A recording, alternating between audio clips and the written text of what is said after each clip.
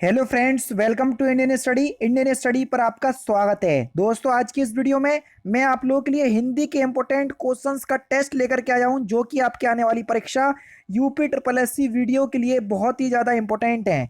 और दोस्तों, मैं आपको डेली बेसिस पे बोल रहा हूं कि भैया आपका 26 और 27 जून को एग्ज़ाम है। ऐसे में जितनी ज़्यादा आप प्रैक्टिस करोगे उतना ज़्यादा अच्छा परफॉर्मेंस कर पाओगे अपने एग्ज़ाम में। इसलिए तो मैं आपसे कह रहा हूँ कि अगर आपको वीडियो अच्छी लगे तो मात्र 100 लाइक का टारगेट रख रहा हूं यार, तो कम से कम वीडियो को लाइक तो कर दीजिए, है ना। तो चलिए स्टार्ट करते हैं और देखते हैं पहला क्वेश्चन कि जिसके हृदय में ममता नहीं है, वाक्यांशों के लिए एक शब्द क्या होगा सर, जल्दी से बताओ। जिसके हृदय में ममता नहीं है, तो वाक्यांशों के लिए एक शब्द क्या हो जाएगा, उसको क्या बोलेंगे सर हम? निर्मम। पहला ही ऑप्शन प्यारे प्यारे दोस्त यहाँ पर आपका बिल्कुल करेक्ट हो जाएगा। निम्नलिखित में से कौन सा शब्द स्त्रीलिंग में प्रयुक्त किया जाता है, तो जल्दी से बताओ कौन सा शब्द जो है वो स्त्रीलिंग शब्द है, ये आपसे पूछा है। तो आपका सही आंसर क्या हो जाएगा सर? ऋतु। ऋतु शब्द जो है वो एक स्त्रीलिंग शब्द है। पहला ही ऑप्शन यहाँ पर आपका बिल्कुल करेक्ट हो जाएगा।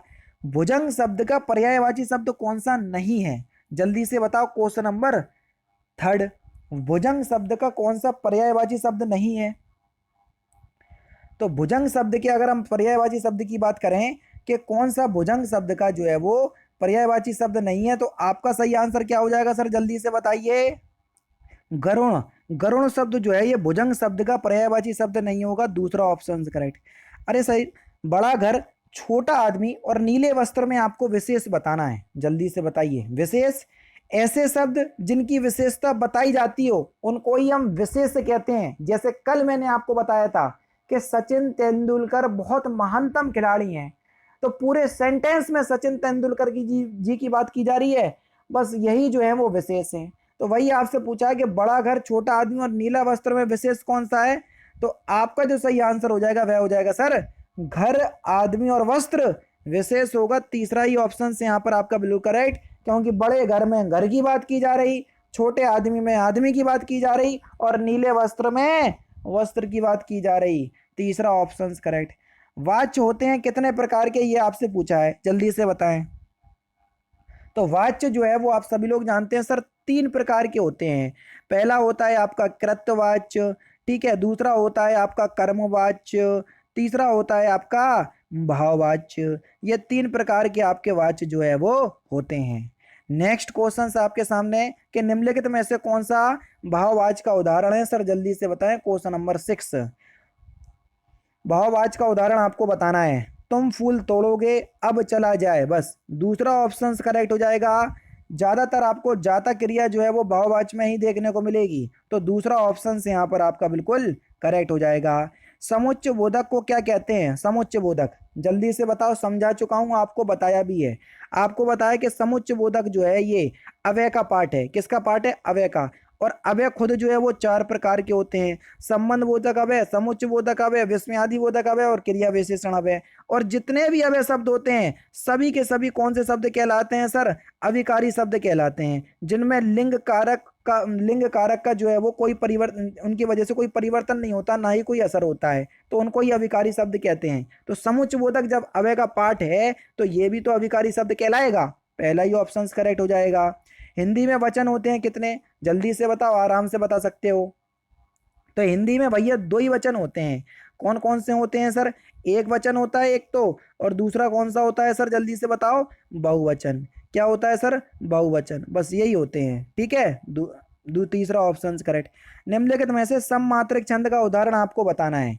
कौन सा सममात्रिक छंद का उदाहरण है? दोहा हो गया, सोरठा हो गया, चौपाई हो गया, या सभी हो गया। देखो, अगर मात्रिक छंद आपसे पूछते तो सभी मात्रिक छंद के उदाहरण हैं, लेकिन चौपाई जो है ये एक सममात्रिक छंद का उदाहरण है, क्योंकि इसके प्रत्येक चरण में 16 मात्राएं होती हैं। जबकि दोहा और सोठा ये दोनों अर्ध सममात्रिक छंद के उदाहरण हैं। किसके? अर्ध सममात्रिक छंद के। तो इसलिए दोहा और सोठा मात्रिक छंद तो होगा, लेकिन अर्ध सममात्रिक में जाएगा। चौपाई पूरा का पूरा सममात्रिक छंद है। सरस्वती का कौन सा पर्यायवाची शब्द नहीं है सर, जल्दी से बताओ। Question number 10, question number 10 sir Kamala, ये सरस्वती का पर्यायवाची शब्द नहीं होगा, तीसरा ऑप्शन करेक्ट। इक्षु का तद्भव रूप आपको बताना है। इक्षु का तद्भव रूप क्या हो जाएगा सर? ईख। इच्छु का तद्भव रूप होगा, तीसरा ऑप्शन करेक्ट हो जाएगा। रेलगाड़ी किस भाषा का शब्द है या किस तरीके का शब्द है, जी जल्दी से आप बताइए, व्याकरण की दृष्टि से आपको बताना है कि रेलगाड़ी जो है वो कैसा शब्द है, आराम से बता सकते हो, सिंपल सा क्वेश्चन है। अब देखो रेलगाड़ी, रेलगाड़ी को अगर हम तोड़ेंगे तो एक इसमें शब्द है रेल और दूसरा शब्द है आपका गाड़ी, यानी कि ये दो शब्दों से मिलकर बना, ठीक है। अच्छा, पहला शब्द आपका अंग्रेजी भाषा का है और दूसरा शब्द आपका हिंदी भाषा का है, ठीक है।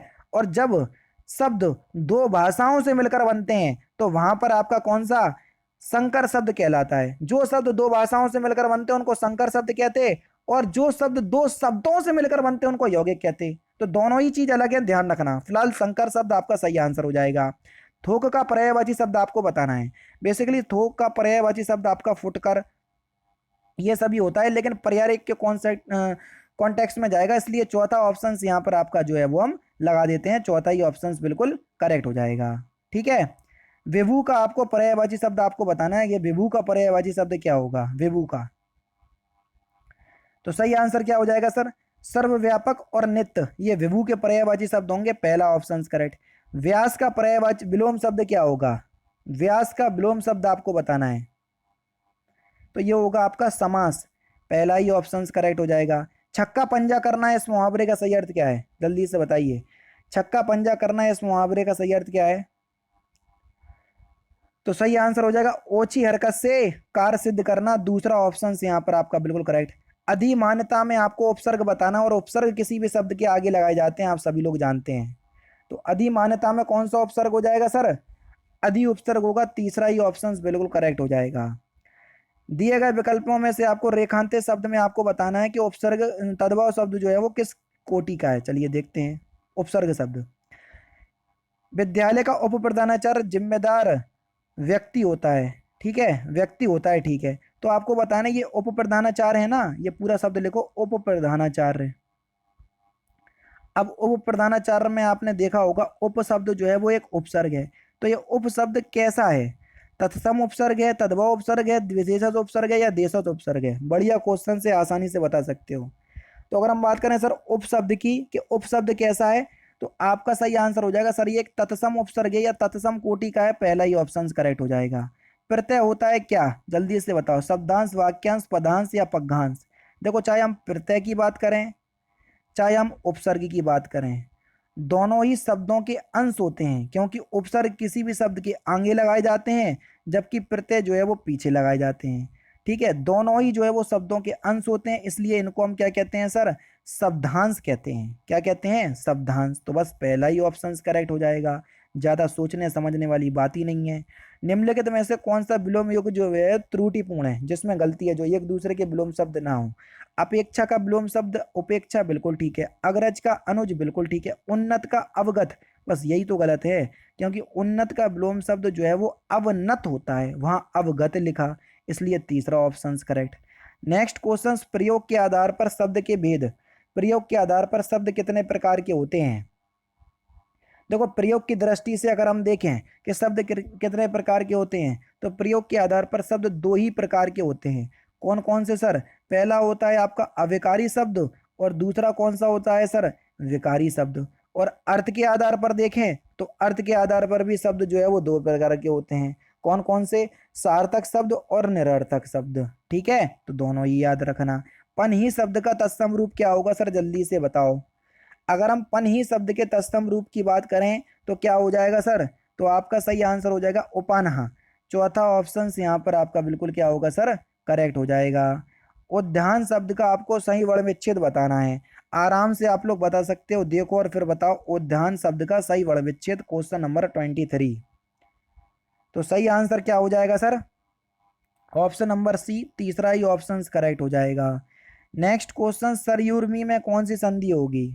सरयुर्मी का संधि विच्छेद करो तो क्या हो जाएगा, सरयू प्लस में उर्मी, तो यही तो होगा। सरयू में देखो बड़ा ऊ है, उर्मी में बड़ा ऊ है, बड़ा ऊ मिलके बड़ा ऊ बनाएंगे तो बड़े ऊ की मात्रा लगी हुई है। और ये नियम किस संधि का है सर, ये दीर्घ संधि का नियम है, पहला ही ऑप्शन बिल्कुल करेक्ट हो जाएगा। और लास्ट क्वेश्चन के निम्नलिखित में से किस धातु से भाषा बनी है, तो इस क्वेश्चंस का आंसर आप मुझे कमेंट बॉक्स में बताएंगे और ये भी बताएंगे कि 25 में से आपके कितने क्वेश्चंस जो है वो सही निकले हैं।